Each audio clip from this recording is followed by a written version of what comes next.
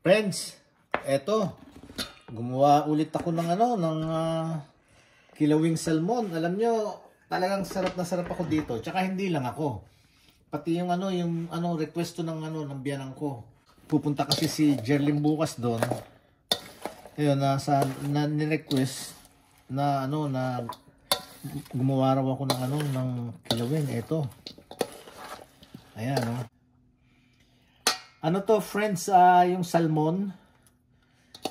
May nabibili kami rito yung magandang klase. Ayan. Yan hinugasan ko ng mabuti yan. Tapos, pagkatapos, inugasan ko rin ng 2 beses sa suka. At saka ko dinrain para madry siya. Tapos nandiyan na, luya, sibuyas, labanos, itong pipino. Ayan. Andyan ang lahat. At ihahalo na natin itong in-slice kong maliliit na sili. Ayan. Naku, matutuwa na naman yung biyanan ko nito. Mamahalin na naman ako ng biyanan ko nito. Ayan. May asin na rin to. Ngayon, lalagyan ko na lang ng sukang kailangan itimpla. Kung anong dapat na dami. Okay? So, unti-unti lang lagi. Hindi pwede yung mabilisan. Unti-unti lang sa pagluluto. Huwag nyo apurahin. Pag inapura nyo, doon nagkakaroon ng pagkakamali. Diba? So, ayan. Okay na yon. Ngayon, tsaka natin hahaluin siya. Ayan. Oh, tutuwa rin naman ang biyanan ko nito. Mahalika na naman ako nito. Ang biyanan ko. Ayan. Ay, nalimutan kong sabihin, nilagyan ko na rin pala ng konting asukal. So, nung in-start ko na i-video tong party na to, yung kalalagay ko lang ng asukal, asin. Tapos, yan. Kunin nyo lang ang timplang gusto nyo, yung asim na gusto nyo. Inuulit ko sa inyo, hindi tayo pare-pareho ng panlasa. Kanya hindi ko maibibigay yung exact measurement. Merong gusto maasim, merong gusto maalat. Hindi pare-pareho panlasa natin. Kaya kayo ang magdidesisyon kung ano ang gusto nyo. Kung saan kulang, dagdagan nyo. Okay? Eto. Tapos, titikman ko lang to. Tapos, dadagdagan ko kung saan ko gustong dagdagan. Kung gusto ko pa ng asim, magdadagdag pa ako ng suka.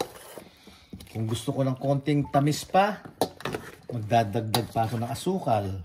Kung gusto ko ng konting alat pa, magdadagdag ako ng asin. Yun lang. Ganun lang. Ganun lang ang pagluluto. Huwag natin seryosohin. Tsaka kailangan dyan, pagluluto, with love. Yan. Ayan. So, titikman ko na to. Ingay. Tikman na natin, friends. Yan. Tapos isang pirasong pipino. Isang pirasong labanos. Ayaw mo sumama. Ayaw mo magpakain. Ayan. Titignan natin ngayon to. Ano to? Crunchy.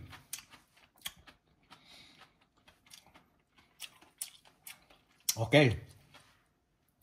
I-repeat ko yung mga nilagay ko. Matabang pa. Okay? Lagay pa akong konting suka.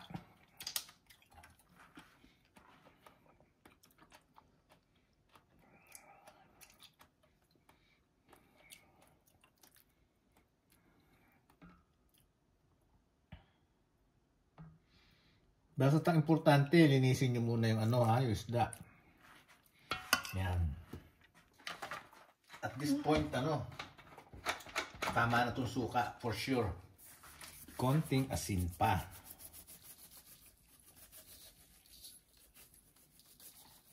Dahan-dahan lang, baka umalat.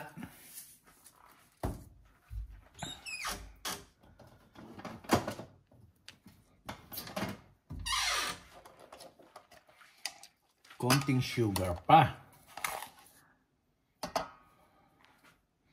Ganon din ha, unti-unti lang, baka tumamis.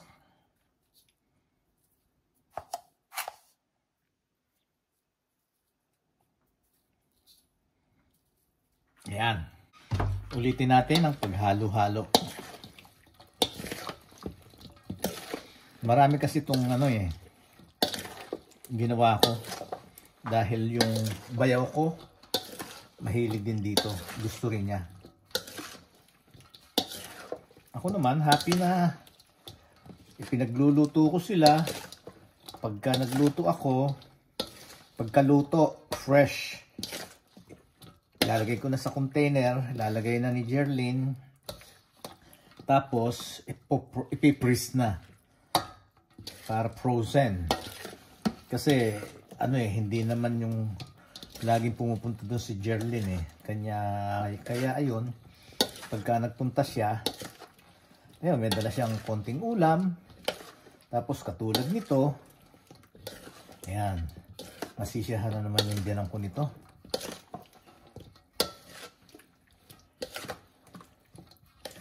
Ayan, tapos tikim ulit, patikim-tikim lang.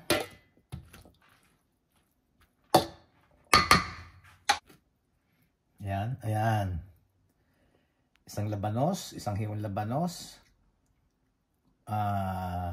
pipino, at saka yung laman na salmon.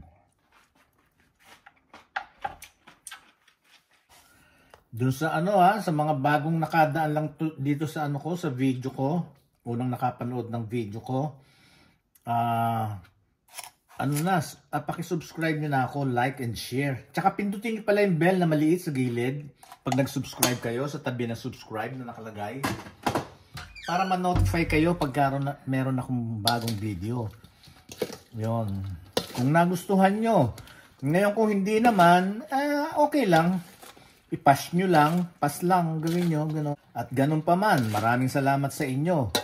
Kaya nag-subscribe kayo, kaya hindi. Maraming salamat sa inyo. Dahil sa inyo, eto, na rin, medyo lumalaki na rin ang subscribers ko. Meron na ako 11,100.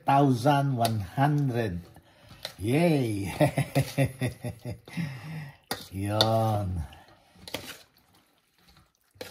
Mag-comment kayo down below kung ano gusto nyong kilawing isda na ikikilaw nyo. Pwedeng bangus, tangigi, bluefin tuna, yan ganyan. Ang mga kinikilaw na masarap. Kaya lang, itong salmon, mula nung matikman ko to, talagang naibigan ko. Naibigan ko ang lasa. Talagang nagustuhan ko siya. Ayun, so sa puntong to, okay na to sa palagay ko. Yung mga idinagdag ko. So ibababad ko lang ng konti para tumalab na sa isda, sa salmon yung ingredients na nilagay ko. Okay? Balikan na lang natin mamaya. Maraming salamat sa inyong lahat sa inyong suporta, at saka talagang nadadagdagan ng mga mga supporters ko, mga viewers ko, mga subscribers ko. Maraming salamat sa inyo. Kung wala kayo, wala ito, wala ako. 'Di ba? Kaya yun na lang ang dinadasal ko sa Diyos, na sana lagi tayong magkakasama-sama. Thank you, Lord. Maraming salamat po sa mga biyaya at sa mga sandaling pagkakataon na ipinagkakaloob niyo po sa amin upang kami po ay magkasama-sama. Again, maraming salamat sa inyo. Thank you very much. Yung mga nandiyan sa mga ibang bansa, mga OFW, maraming salamat sa inyo. Thank you so much. Till my next video, I love you all.